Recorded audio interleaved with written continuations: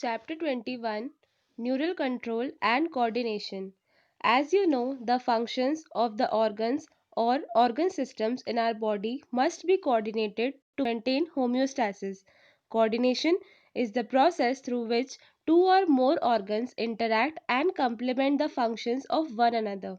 For example, when we do physical exercise, the energy demand is increased for maintaining an increased muscular activity. The supply of oxygen is also increased. The increased supply of oxygen necessitates an increase in rate of respiration, heartbeat, and increased blood flow via vessels. When physical exercises stop, the activity of nerves, lungs, heart, and kidney gradually return to their normal conditions. Thus, the functions of muscles, lungs, and blood vessels, kidney, and other organs are coordinated while performing physical exercise.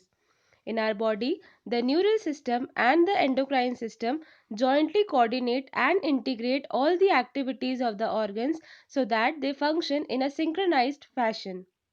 The neural system provides an organized network of point to point connections for a quick coordination. The endocrine system provides chemical interactions through hormones. In this chapter, you will learn about the neural system of humans, mechanisms of neural coordination like transmission of nerve impulse, impulse conduction across a synapse, and the physiology of reflex action. 21.1 Neural System. The neural system of all animals is composed of highly specialized cells called neurons, which can detect, receive, and transmit different kinds of stimuli. The neural organization is very simple in lower invertebrates. For example, in Hydra, it is composed of a network of neurons. The neural system is better organized in insects where a brain is present along with a number of ganglia and neural tissues. The vertebrates have a more developed neural system. 21.2 Human Neural System. The human neural system is divided into two parts. First, the central neural system CNS. Second, the peripheral neural system PNS. The CNS include the brain and the spinal cord and is the site of information processing and control. The PNS comprises of all nerves of the body associated with the CNS, brain and the spinal cord. The nerve fibers of the PNS are of two types: A. Efferent fibers, B. Efferent fibers. The efferent nerve fibers transmit impulses from tissues, organs to the CNS, and the efferent fibers transmit regulatory impulses from the CNS to the concerned peripheral tissue or organ. The PNS is divided into two divisions called somatic neural system and autonomic neural system.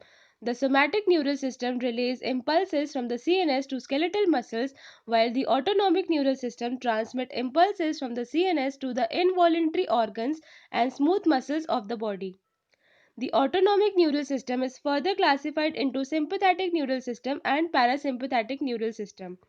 Visceral nervous system is a part of a peripheral nervous system that comprises the whole complex of nerves, fibers, ganglia, and plexus by which impulses travel from the central nervous system to the viscera and from the viscera to the central nervous system. 21.3 Neuron as structural and functional unit of the neural system. A neuron is a microscopic structure composed of three major parts, namely cell body, dendrites, and axon. Figure 21.1. The cell body contains cytoplasm with typical cell organelles and certain granular bodies called Nissl granules. Short fibers which branch repeatedly and project out of the cell body also contain Nissl granules and are called dendrites. These fibers transmit impulses towards the cell body. The axon is a long fiber, the distal end of which is branched. Each branch terminates as a bulb-like structure called synaptic knob, which possesses synaptic vesicles containing chemicals called neurotransmitters. The axons transmit nerve impulses away from the cell body to a synapse or to the neuromuscular junction. Based on the number of axons and dendrites, the neurons are divided into three types, that is multipolar, with one axon and two or more dendrites found in the cerebral cortex. Bipolar with one axon and one dendrite found in the retina of the eye. And unipolar cell body with one axon only found usually in the embryonic stage. There are two types of axon, namely myelinated and non-myelinated. The myelinated nerve fibers are enveloped with Schwann cells which form a myelin sheath around the axon. The gaps between two adjacent myelin sheaths are called nodes of Renvier. Myelinated nerve fibers are found in spinal and cranial nerves. Unmyelinated nerve fibers is enclosed by a Schwann cells that does not form a myelin sheath around the axon and is commonly found in autonomous and the somatic neural systems. 21.3.1 Generation and conduction of nerve impulses. Neurons are excitable cells because their membrane are in a polarized state. Do you know why the membrane of a neuron is polarized? Different types of ion channels are present on a neural membrane. These ion channels are selectively permeable to different ions. When a neuron is not conducting any impulse, that is, resting, the axonal membrane is comparatively more permeable to potassium ions K+, and nearly impermeable to sodium ions Na+. Similarly, the membrane is impermeable to negatively charged protein present in the exoplasm. Consequently, the exoplasm inside the axon contains high concentration of K+ and negatively charged proteins and low concentration of Na+. In contrast, the fluid outside the axon contains a low concentration of K+, a high concentration of Na+, and thus form a concentration gradient. These ionic gradients across the resting membrane are maintained by the active transport of ions by the sodium-potassium pump, which transports 3 Na plus out for 2 K plus into the cell. As a result, the outer surface of the axonal membrane possesses a positive charge while its inner surface becomes negatively charged and therefore is polarized. The electrical potential differences across the resting plasma membrane is called the resting potential. You might be curious to know about the mechanisms of generation of nerve impulses and its conduction along an axon. When a stimulus is applied at a site, figure 21.2 example, point A, on the polarized membrane, the membrane at the site A becomes freely permeable to Na+. This leads to a rapid influx of Na+, followed by the reversal of the polarity at that site. That is, the outer surface of the membrane becomes negatively charged and the inner side becomes positively charged. The polarity of the membrane at the site A is thus reversed and hence depolarized. The electrical potential difference across the plasma membrane at a site A is called the action potential, which is in fact termed as a nerve impulse.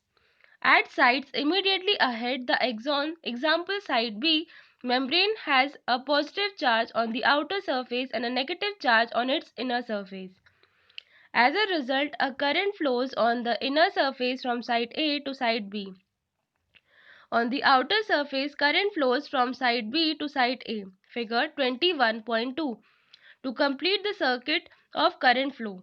Hence, the polarity at the site is reversed and the action potential is generated at site B. Thus, the impulse action potential generated at site A arrives at site B. The sequence is repeated along the length of the axon and consequently the impulse is conducted. The rise in the stimulus induced permeability to Na+ is extremely short-lived. It is quickly followed by a rise in permeability to K+. Within a fraction of a second, K+ diffuses out of the membrane and restores the resting potential of the membrane at the site of excitation and the fiber become once more responsive for further stimulation. 21.3.2 Transmission of impulses. A nerve impulse is transmitted from one neuron to another through junctions called synapses. A synapse is formed by the membrane of presynaptic neuron and a postsynaptic neuron, which may or may not be separated by a gap called synaptic cleft. There are two types of synapses, namely electrical synapse and chemical synapse. At electrical synapse, the membrane of pre and post synaptic neurons are in a very close proximity. Electrical current can flow directly from one neuron into the other across these synapses. Transmission of an impulse across these electrical synapses is very similar to the impulse conduction along a single axon. Impulse transmission across an electrical synapse is always faster than that across a chemical synapse. Electrical synapses are rare in our system. At a chemical synapse, the membranes of the pre and post synaptic neurons are separated by a fluid filled space called synaptic cleft. Figure 21.3. Do you know how the presynaptic neurons transmit an impulse action potential across the synaptic cleft to the postsynaptic neuron? Chemicals called neurotransmitters are involved in the transmission of impulse at these synapses. The axon terminals contain vesicles filled with these neurotransmitters.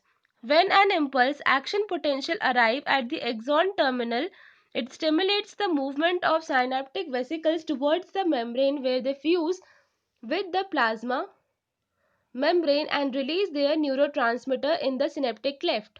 The released neurotransmitters bind to their specific receptors present on the postsynaptic membrane. This binding open ion channels allowing the entry of ions which can generate a new potential in the postsynaptic neuron. The new potential developed may be either excitatory or inhibitory. 21.4 Central Neural System. The brain is the central information processing organ of our body and act as the command and control system. It controls the voluntary movements, balance of the body, functioning of vital involuntary organs, example lungs, heart, kidneys, etc., thermoregulation, hunger and thirst, cardian 24 hours rhythm of our body, activities of several endocrine glands and human behavior. It is also the site for processing of vision, hearing, speech, memory, intelligence, emotions and thoughts. The human brain is well protected by the skull. Inside the skull, the brain is covered by cranial meninges consisting of an outer layer called dura mater, a very thin middle layer called arachnoid, and an inner layer which is in contact with the brain tissue called pia mater. The brain can be divided into three major parts. First, forebrain, second, midbrain, and third, hindbrain. Figure 21.4. 21.4.1 Forebrain. The forebrain consists of cerebrum, thalamus and hypothalamus. Figure 21.4. Cerebrum forms the major part of the human brain. A deep cleft divides the cerebrum longitudinally into two halves which are termed as the right and left cerebral hemisphere. The hemispheres are connected by a tract of nerve fibers called corpus callosum. The layer of cells which covers the cerebral hemisphere is called cerebral cortex and is thrown into prominent folds. The cerebral cortex is referred to as gray matter due to its grayish appearance. The neuron cell bodies are concentrated here, giving the color. The cerebral cortex contains motor areas, sensory areas, and a large region that are neither clearly sensory nor motor in function. These regions, called as the association areas, are responsible for complex functions like intersensory association, memory, and communication. Fibers of the tract are covered with the myelin sheath which constitute the inner part of cerebral hemisphere. They give an opaque white appearance to the layer and hence is called the white matter. The cerebrum wraps around a structure called thalamus, which is a major coordinating center for sensory and motor signaling. Another very important part of the brain called hypothalamus lies at the base of the thalamus. The hypothalamus contains a number of centers which control body temperature, urge for eating and drinking. It also contains several group of neurosecretory cells which secrete hormones called hypothalamic hormones. the inner part of cerebral hemisphere, and a group of associated deep structures called like amygdala, hippocampus, etc. forms a complex structure called the limbic lobe or limbic system. Along with the hypothalamus, it is involved in the regulation of sexual behavior, expression of emotional reactions, example excitement, pleasure, rage and fear, and motivation.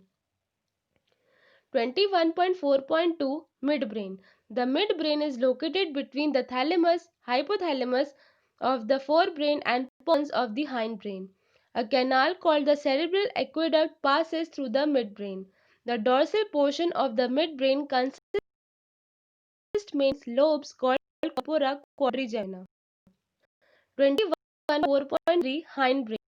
Hindbrain comprises pons, cerebellum and medulla, also called the medulla oblongata. Pons consist of fiber tracts that interconnect different regions of the brain. Cerebellum has very convoluted surface in order to provide the additional space for many more neurons. The medulla of the brain is connected to the spinal cord. The medulla contains center which control respiration, cardiovascular reflexes and gastric secretions. Three major regions make up the brainstem: midbrain, pons and medulla oblongata. Brainstem forms the connection between the brain and the spinal cord. 21.5 Reflex action and reflex arc. You must have experienced a sudden withdrawal of a body part which comes in contact with objects that are extremely hot, cold, pointed, or animals that are scary or poisonous. The entire process of response to a peripheral nervous stimulation that occurs involuntarily, that is, without conscious effort or thought, and require the involvement of a part of the central nervous system is called a reflex action. The reflex pathway comprises at least one afferent neuron receptor and one efferent effector or exciter neuron appropriately arranged in a series. Figure 21.5.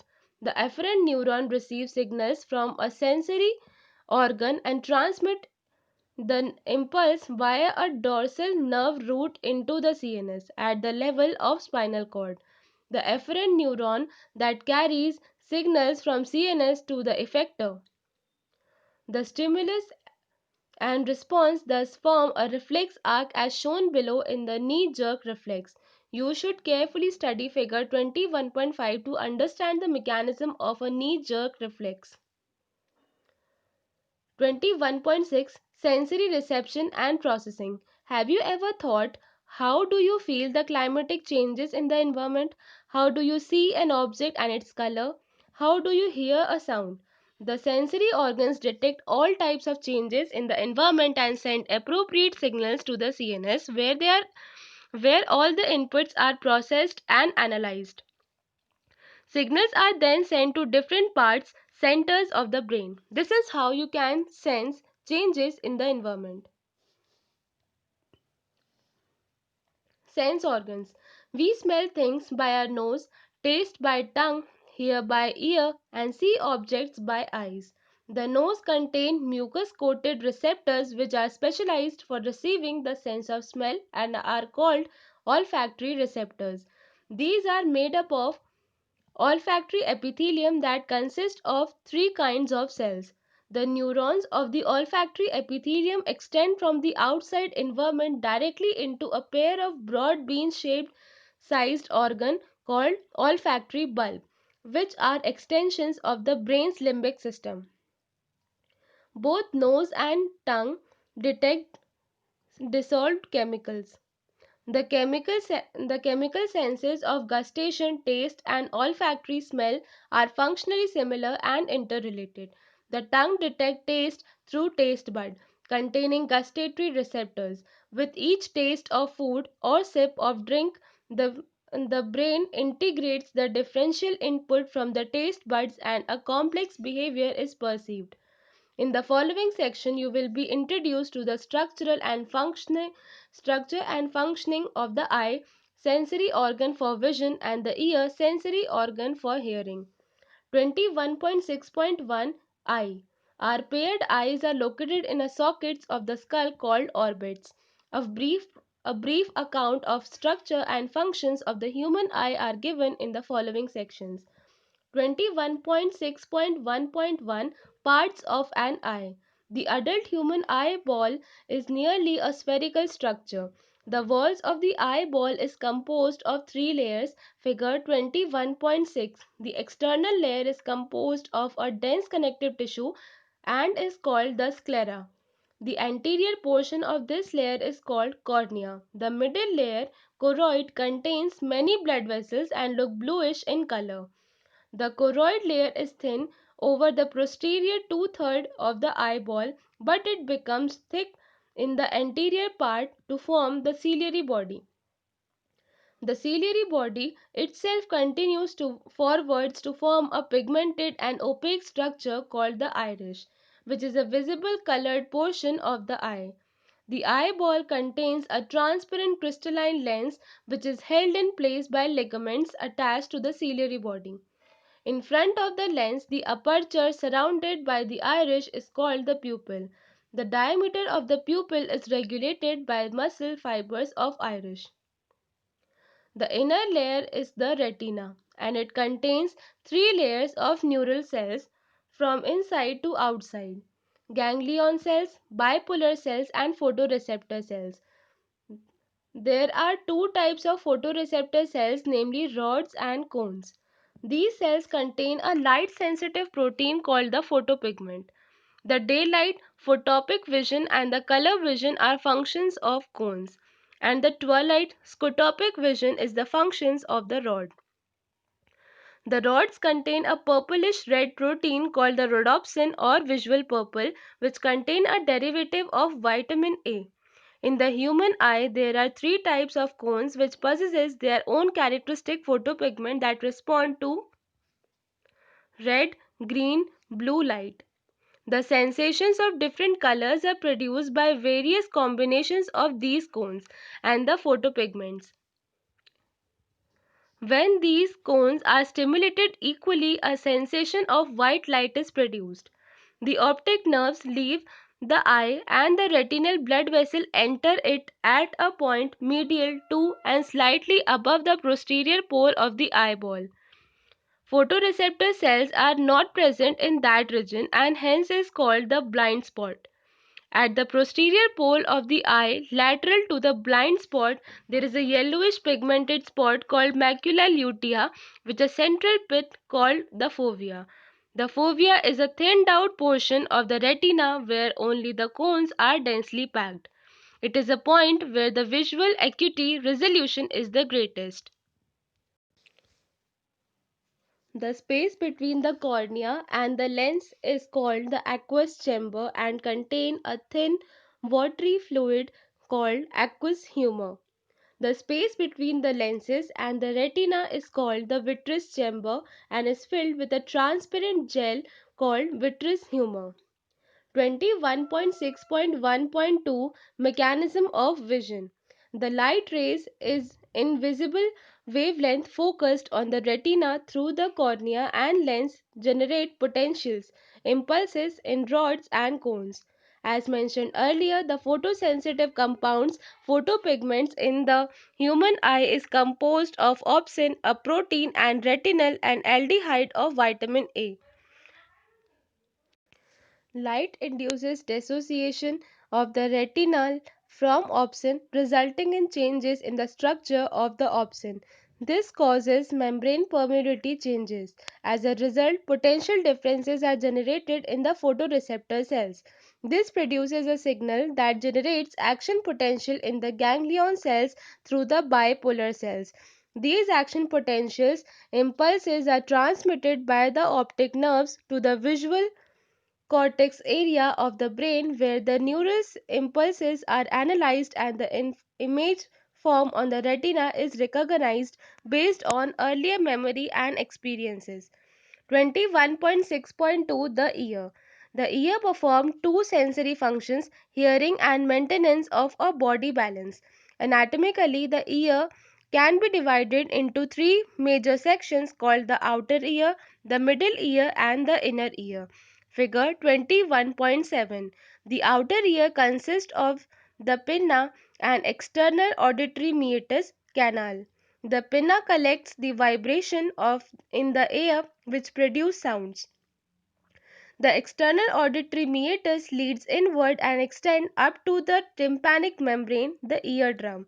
There are very fine hairs and wax secreting glands in the skin of the pinna and the meatus. The tympanic membrane is composed of connective tissue covered with skin outside and the mucous membrane inside. The middle ear contains three ossicles called malleus, incus, and stapes, which are attached to one another in a chain-like fashion. The malleus is attached to the tympanic membrane and the stapes is attached to the oval window of the cochlea.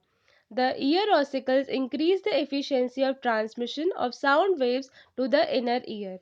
An eustachian tube connects the middle ear cavity with the pharynx. The eustachian tube helps in equalizing the pressures on either side of the eardrum. The fluid-filled inner ear, called labyrinth, consists of two parts, the bony and the membranous labyrinth. The bony labyrinth is a series of channels. Inside these channels lies the membranous labyrinth, which is surrounded by a fluid called perilymph. The membranous labyrinth is filled with a fluid called endolymph. The coiled portion of the labyrinth is called cochlea.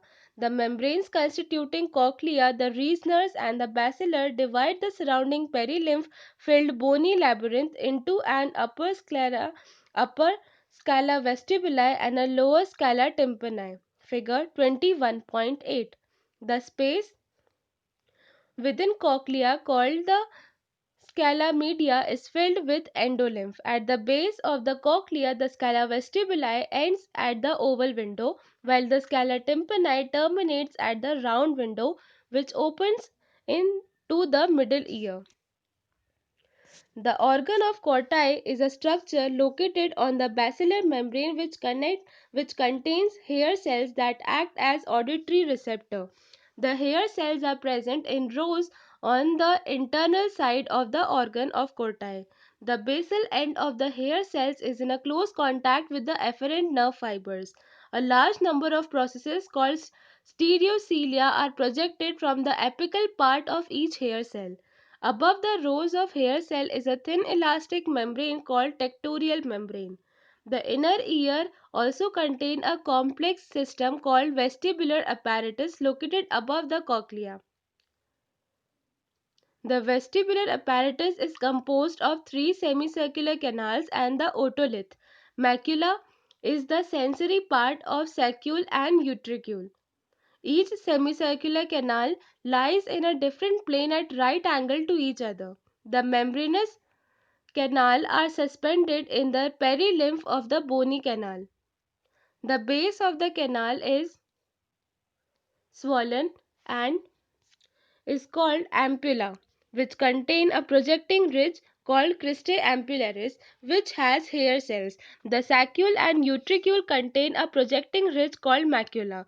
The cristae and macula are the specific receptors of the vestibular apparatus responsible for maintenance of the body balance and posture.